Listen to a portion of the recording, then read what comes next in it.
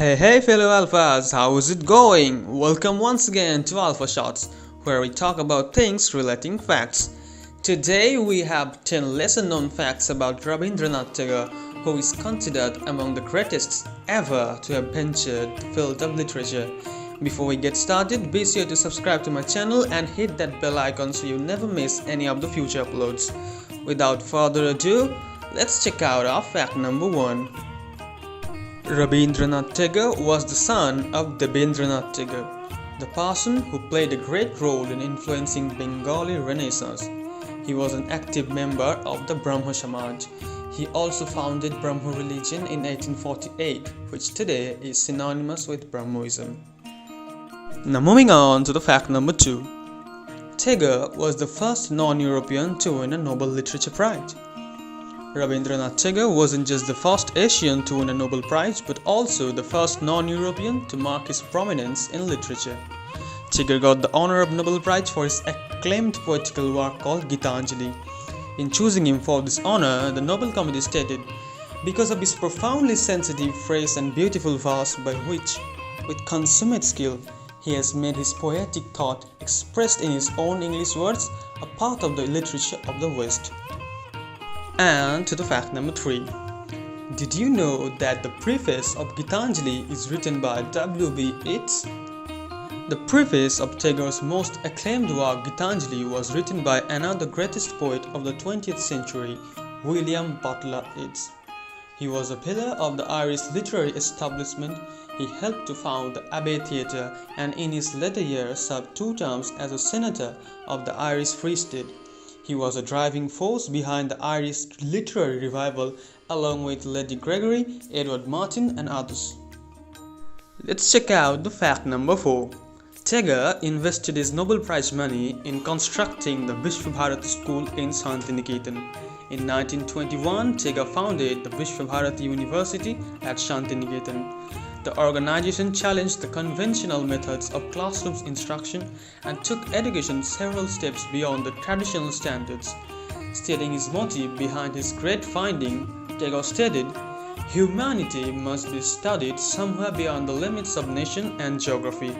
It gave the nation many distinguished personalities, Amartya Sen, Satyajit Ray, and Indira Gandhi to name a few out of many others. Fact number 5. His Nobel Prize was stolen. Would you believe it? In 2004, the prize was stolen from Visva-Bharati University. Sometime later, the Swedish Academy gave 2 exact replicas of the prize, one in gold and other in bronze, to Visva-Bharati University.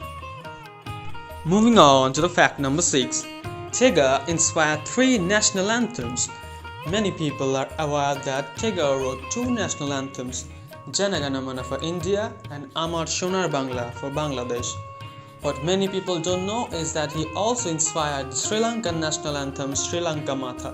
The national anthem of Sri Lanka is fully based on a song composed by Tagore in Bengali, which was translated in Sinhalese and adopted as the national anthem in 1951. For the next topic of discussion, we have Tagore's relationship with Einstein. Tagore was once invited by Albert Einstein at his home. The two talked about religion and science, and the chat has been documented in the Note on the Nature of Reality. In describing Einstein, Tagore wrote, "There was nothing stiff about him. There was no intellectual aloofness. He seemed to me a man who valued human relationship and showed toward me a real interest and understanding." Coming your way is the fact number 8. Tagore and Gandhi had a great love and reverence for each other. In fact, it was Tagore who conferred the title Mahatma on the father of nation. However, in several issues, Tagore greatly differed from Gandhi.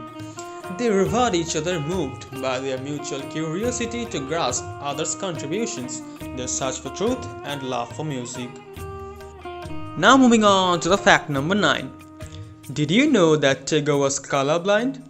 At the age of 60, Tagore took up drawing and painting, and many of his works were successfully exhibited throughout Europe. His strange color schemes and offbeat aesthetics made people realize that he was red-green colorblind. And to the last fact for the day. Did you know that Tagore was knighted once? King George V of England knighted Tagore in 1915 for his great contribution in the field of literature. The reason we don't call him Shah? Following the tragic massacre at Jallianwala Bagh in 1919, he renounced his title. We could talk about the great man for days and still would not have finished. Such was his life. Phenomenal. Let us finish off with one of his many inspiring quotes. Nirvana is not the blowing out of the candle. It is the extinguishing of the flame, because death is come.